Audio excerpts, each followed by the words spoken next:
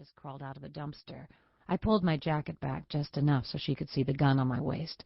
She stared at it with that blank look of fear that always accompanies the sudden sight of a weapon by a civilian. "My daughter's the second on the right," I whispered. "Isn't she beautiful?" The woman smiled nervously and looked quickly away, not wanting to disagree with the mother packing heat. I glanced down at my pager, my partner's cell number.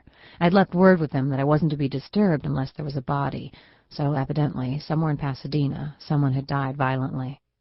I tried to focus on the stage, but my mind drifted to the distant crime scene. I imagined the position of the body and started to work backward. I could hear the dull sound of the victim hitting the ground, the crack of a gunshot, the sound of a scuffle, fabric tearing, individual voices raised in anger as events spun out of control.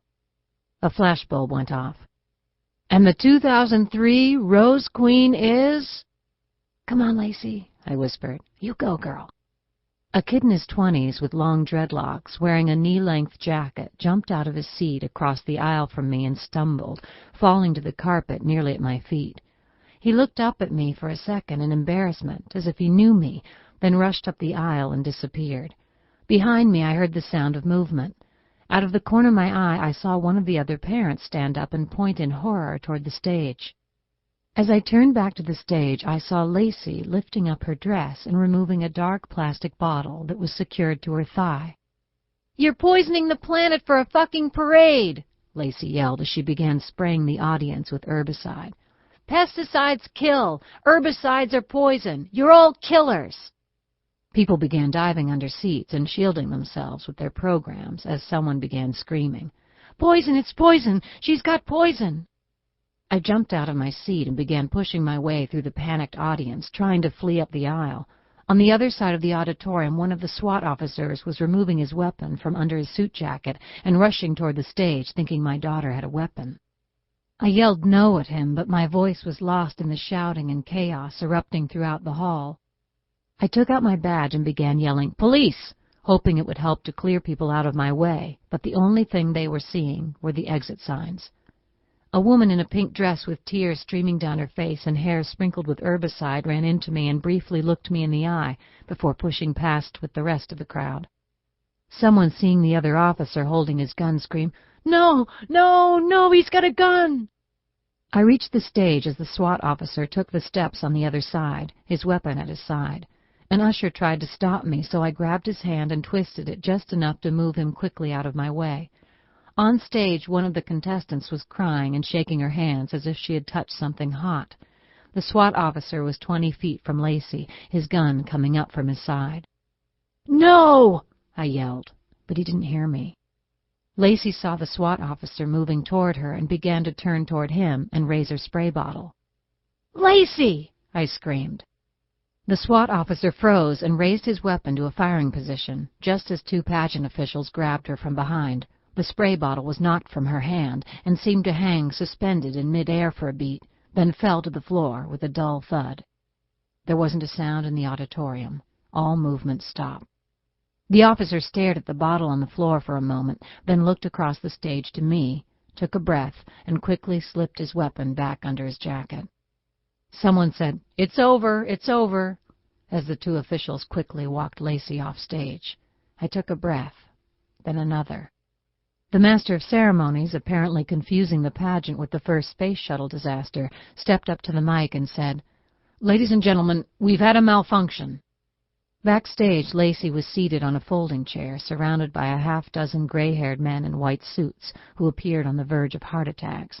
The man in charge was standing over Lacey, trembling with rage and repeating himself, "You're in big trouble, young lady, you're in big trouble." Lacey saw me approaching and straightened up in the chair, trying to give the impression that she was still in control. I walked up and made brief eye contact with her, then turned to the men in suits. "I'm her mother." The man standing over her turned to me, the veins in his neck pumping like fire hoses. He stared dumbfounded for a moment, then yelled, "She's disqualified!" "I think she knows that," I said. He shuddered like a tree about to topple. "In all my years?" "Yes." "I've never—" "I know." "Someone could have been hurt." "Only if they were beneficial insects," Lacey said. I looked at Lacey and started to shake my head. "That's enough out of you, young lady," the official said. He turned to me in a rage. "What kind of a mother are you?" The question caught me off guard. Who would really want to know the answer to something like that? I took out my badge and held it up in front of his flushed face. "I'm Lieutenant DeLillo, Pasadena Police." He stared at the badge as if confronted by a puzzle. "A policeman?" "Woman. Lieutenant. Mother." The white suits all glanced at one another, looking for some sort of direction. "I'll handle it from here," I said. "You damn well better," yelled the man in charge. I took Lacey lightly by the arm and led her toward the stage door. In case there had been any misunderstanding of his previous words, the man in charge yelled at us one more time. "She's disqualified." "Asshole!" Lacey yelled as I guided her out the door. Outside, a full moon lit up the parking lot with an almost unnatural blue light.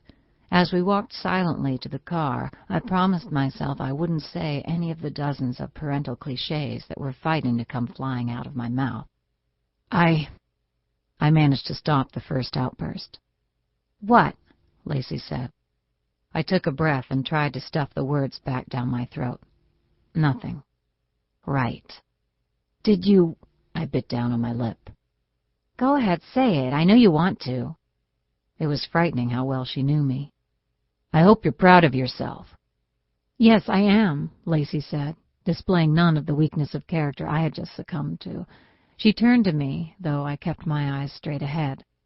"I did something I believed in. That can't be wrong." To the east, the snow-covered San Gabriels loomed over us like a brightly painted backdrop on a sound stage.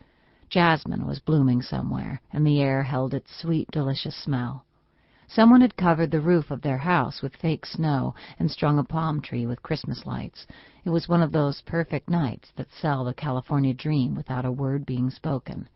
But my mind couldn't hold on to it. Lacey had seen to that. It was fiction as surely as the notion of judging beauty.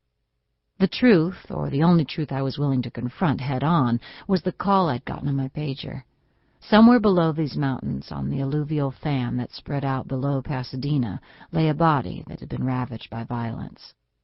We reached the car and got in. Lacey removed the rose-colored pump she was wearing and took a deep, relief-filled breath. There were a dozen things I wanted to say to her, a few that I should have. "You're really something. I don't agree with your methods, but I'm proud of you. I wish I believed in something as strongly as you do." I said none of them.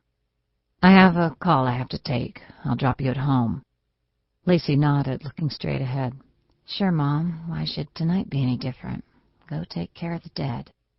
As we drove away, Lacey opened the window and casually dangled her pumps out under the moonlight.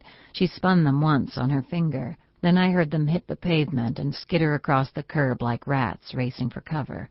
I stole a glance at my daughter, who was staring straight ahead, the faintest hint of a smile showing at the corners of her lips.